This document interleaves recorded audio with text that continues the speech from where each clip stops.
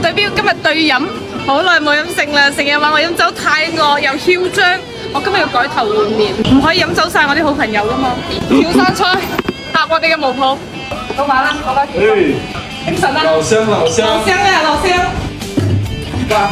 油滑咩嘅咩料啊？菜都未上，開始上佢度啊！哇！你有冇搞錯咁鵪鶉嘅？我 show 下支酒俾你睇下咋，我話唔飲多就唔飲多。你話㗎？我話嘅，今日絕對唔飲多，唔信我哋發誓啊！我宣誓貫徹很好很美，蜻蜓點水的飲酒價值觀，感情再生也不貪杯，金德感情流相逢，不讓老客明天空。酒再好父母慣，身體好，一起喝到老。今日聚會唔飲醉，飲佢。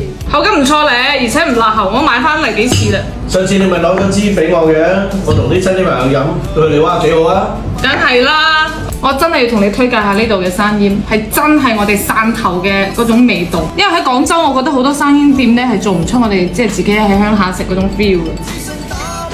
真係嘅，佢呢啲食起身係甜嘅，同埋咧我哋嗰度叫做 hego， 跟住仲有佢嘅我哋呢個血堪。我的媽呀，誰能拒絕？不過我未試過生腌係有螯蝦食嘅喎，試下先。好軟糯啊，嗰種口感，好食啊！我試下酒仔先。我宣布，生腌同呢個酒真係好搭啊！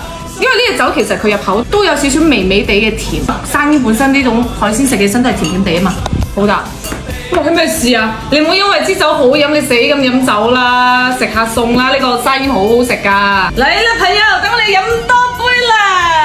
飲酒。你冇話喎，隻酒 O K 喎。梗係啦，你咪話喎，而家大家都識揀酒，知道揀酒要揀咩？健康㗎嘛。佢呢個酒入邊咧有苦蕎啦、葛根啦呢種草本精華，所以佢醒酒快。飲完咧，第二日咧個頭咧唔暈，亦都唔會難受嘅。好酒咧就要同朋友 share 啦，我哋唔係飲多，只為咩？開心。杯水不落，認真快樂。